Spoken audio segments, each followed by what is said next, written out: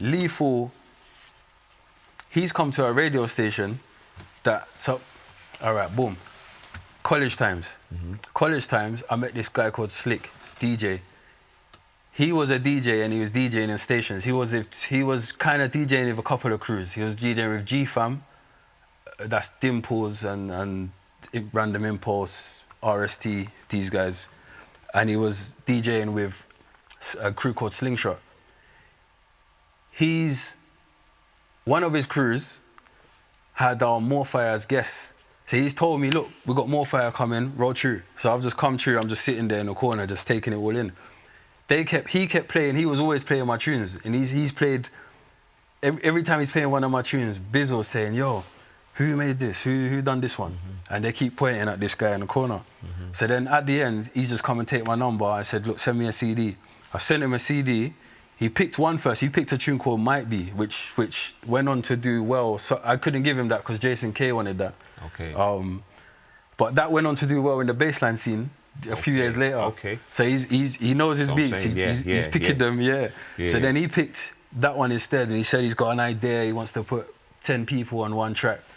These times, remember, I've not worked with big MCs yet. This is so. Just having a tune, even if it was just Bizzle by himself. You're grateful. Yeah, exactly. Yeah, so I mean? He's had an idea. Did he break down the idea to you, like, because from what I know or what I remember, all of the lyrics, they're all of the people's reload bars. So that means there's a reload every verse. That's mental. That's 10 reloads. Immediately. Yeah. Do you understand what I'm saying? So are we gonna even hear the 10th rapper? That's crazy. Do you get what I'm saying? Yeah. No, it's a genius idea. But no, he didn't tell me that. He didn't tell me. I didn't know which MCs it was. He just said he had an idea for the 10 MCs. That was the format. Okay. And then it wasn't until he just played me the tune. And I'm hearing all the MCs. But you know these guys now. I know them. These are people that I listen to regularly, So it's crazy times, man. This is crazy, cuz. Yeah, so what was that you said at the back? What did you say, Chancey? Go on, drop that in there. Yeah, no, I was 14 at the time still when Power came out. So I remember like the wild days surrounding that tune. Like when it was popping in, like, I think it was under 16s. Whenever that tune would come on, it was a madness. Because there used to be under 16 dances and under 18s dances. We don't have them no more, but But you said something about Liquid Envy. You said something about there being 2 of them.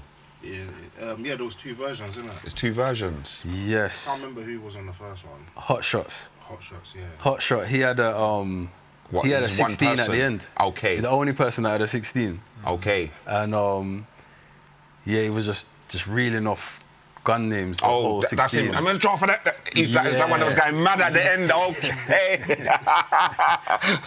Why did he get taken off? He's moving too mental, isn't it? Do you know what? He's too mad. I don't know the reason why. I heard that's the reason why. He's too mad. He's too mad. He's too much guns, man. When the tune got signed, because they the took it track off, it got banned. I remember reading it in the articles recently to do my research, but I remember at the time, but it's everyone's most known verse. So then that's crazy then. There was the DJ, you know what? I spoke to DJs that told me they played at like certain places, like even Eros, and the promoter would just tell them, no, lock it off. Lock it off, it's too much. Lock it off. Time and Envy, lock it off. But I've had instrumentals banned as well. Okay. I've had there's a Bullet Cake. Bullet Cake got banned? Bullet Cake got banned in certain places in Birmingham. Why? Because Bullet Cake is like POW, but in a different scene. The different scene, they receive it. The same kind of energy. It's still got the kind of cult classic kind of thing, Okay, so was that a formula you was kind of using at the time?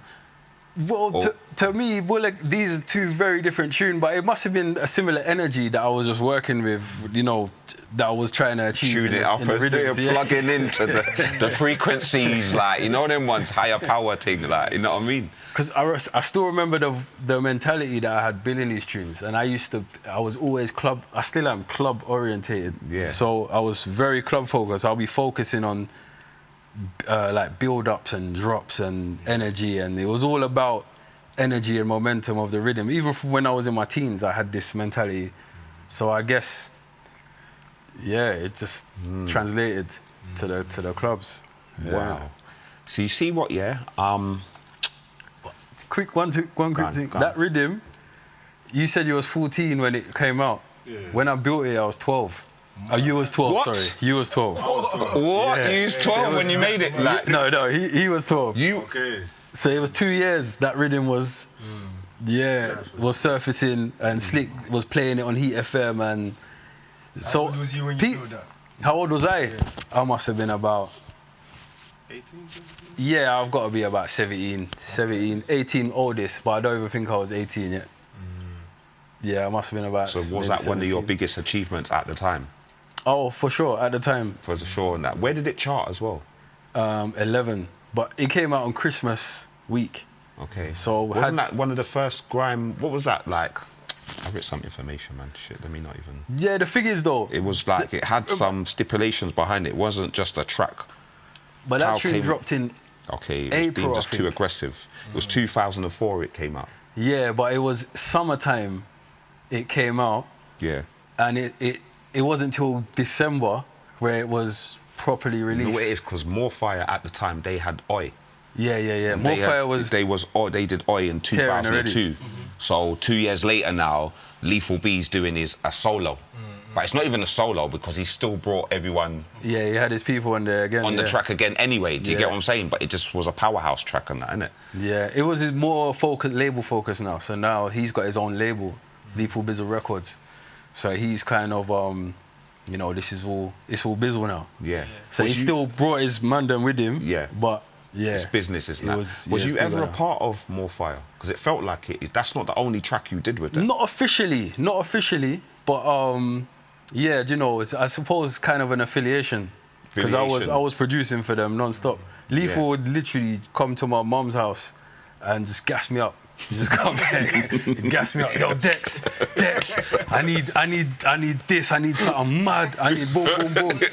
Yeah, he just knew certain. The thing is, I go by excitement. For me, if you want the best work out of me, Yeah. you gotta gas me. Yes, More than money, more than anything, it's just gas. Yeah. So that's why I've done tunes with like Big Nasty and that. Nasty's another one. Yeah. He just knows how to gas me. That leads, see what you're saying now, leads into the next question. Before the next question, one Go question, on. please, That's one what pow, I'm please. saying. Golden One era, pow. go on. You see, with regards to POW, I've always thought that Lethal B gave it as another, like after the banding, before that it was already coming, so he wanted to bring back the essence of 8 bars. Like always bringing back everyone just do an 8 bar. But how did that, was it like everyone was in a room and he just told them, look, strap an 8 bar, we're doing a tune. And you lot already knew because you was in your mind. I remember an interview where he said that you was in the room with him, but was you in the room making POW? No. So That would have been crazy. I'm in your mum's yard, bare MCs doing no. But Lethal had the vision. So the whole 8 bar thing was definitely Bizzle's brainchild. So he's saying to me.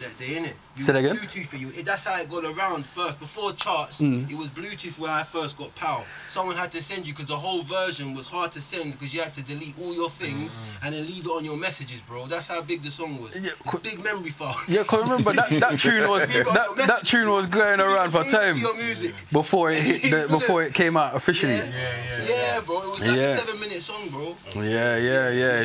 Not 7, baby. Was it 7? How long was it? It wasn't long. It was longer than that. No, it wasn't. I think it was like when It's it like 8 2 bars minutes, though. 2 minutes something. Because there's bare artists on There was there, 3:30. Yeah. No, you know why it felt long? Because it kept getting Oh, that weird. sounds crazy. But listen, the golden era is Y3. It's Y3, look, Y3. But what I'm saying is, you know why it felt like that amount of time? Yeah. Because you reloaded it. Yeah, no, 100%. You reloaded it about 5 times straight away. Like, What was my favourite one in the it? drop of the metal, oh, crack your skull, and all these madman bars coming. Remember, you're listening to all of the tapes and all of the sets, like on radio doing this, and now it's on a track where. Question. Did you go drum shed? The Culture Cliff? No, I did. Do you know I didn't even know that was happening? The Red Bull thing. No, I didn't know. But that's legendary. You made that originally, innit? Legendary. Yeah, the original Grime Scene one. Saviour, innit?